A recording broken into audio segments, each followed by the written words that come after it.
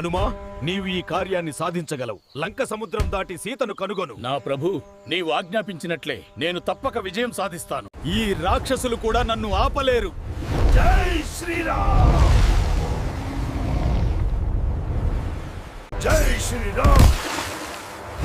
వదిని చంపండి. రవణ, నీ అంతం ఆసన్నమైంది. నా గదతో నిన్ను ఎలా సంహరిస్తానో చూడు. లంకను నాశనం చేస్తాను. అమ్మా, ఇదిగోండి శ్రీరాముడు పంపిన ఉంగరం. నా ప్రాణనాథుడు. జై శ్రీరామ్! ఆగు! ఆగు!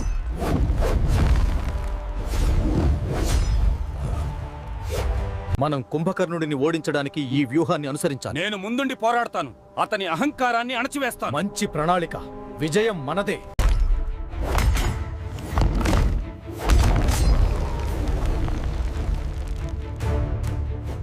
ముందుకు వెళ్ళండి, చంపండి. జై శ్రీరామ్! నా శక్తిని చూడండి.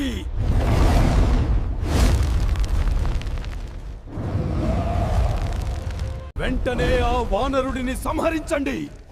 లంకకి ద్రోహం చేసిన వాడికి మరణమే శిక్ష. ఆ నగరాన్ని నాశనం చేయడానికి నీకెంత ధైర్యముందా అల్పకోతి? ఇది నీ అహంకారానికి ఫలితం. రావణ, ఇప్పుడే లొంగిపో. శివ పార్వతి కళ్యాణం శుభమస్తు. కైలాస పర్వత శిఖరంపై వైభవంగా జరుగుతున్న శివ పార్వతుల కళ్యాణం. వారు ఆది పరాశక్తి సర్వోన్నత శక్తిని ఇక్కడ చూడండి. శివ పార్వతి కళ్యాణం శుభమస్తు. కైలాస పర్వత శిఖరంపై వైభవంగా జరుగుతున్న శివ పార్వతుల కళ్యాణం. వారు ఆది పరాశక్తి సర్వోన్నత శక్తిని ఇక్కడ చూడండి. తమ కర్తవ్యాన్ని నిస్వార్థంగా నిర్వర్తించడమే మోక్షానికి మార్గం. ఇది సత్యం. ఎల్లప్పుడూ ధర్మ మార్గాన్ని అనుసరించండి. అదే నిజమైన శాంతిని పొందే మార్గం. ధర్మం యొక్క సారాంశం అహింస మరియు సత్యం. లోకాల శ్రేయస్సు కోసం దీనిని అర్థం చేసుకోండి దేవతలారా. తమ కర్తవ్యాన్ని నిస్వార్థంగా నిర్వర్తించడమే మోక్షానికి మార్గం. ఇది సత్యం. ధర్మం యొక్క సారాంశం అహింస మరియు సత్యం. లోకాల శ్రేయస్సు కోసం దీనిని అర్థం చేసుకోండి దేవతలారా. ఎల్లప్పుడూ ధర్మ మార్గాన్ని అనుసరించండి.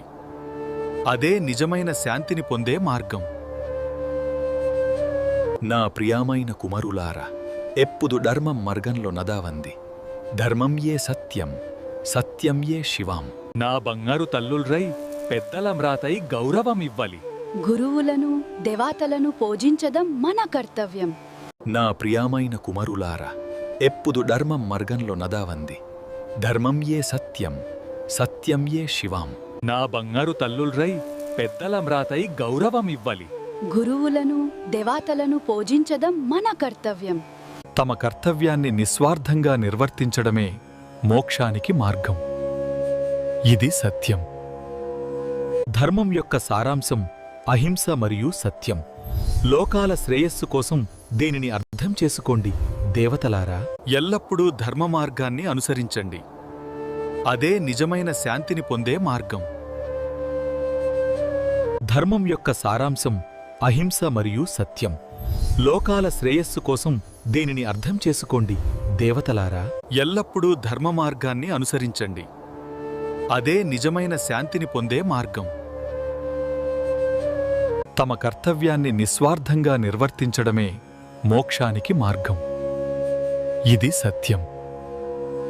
శివ పార్వతి కళ్యాణం శుభమస్తు.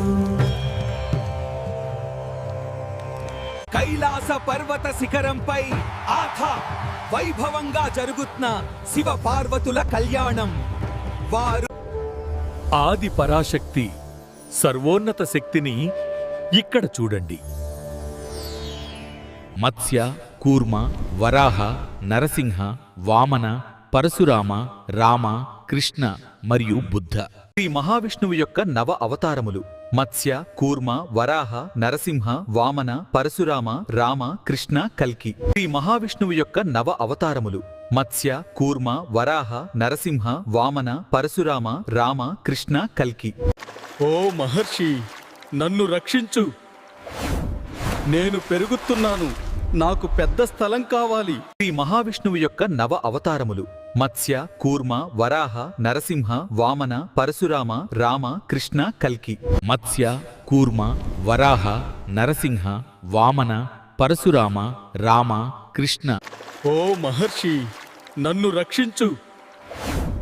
నేను పెరుగుతున్నాను, నాకు పెద్ద స్థలం కావాలి.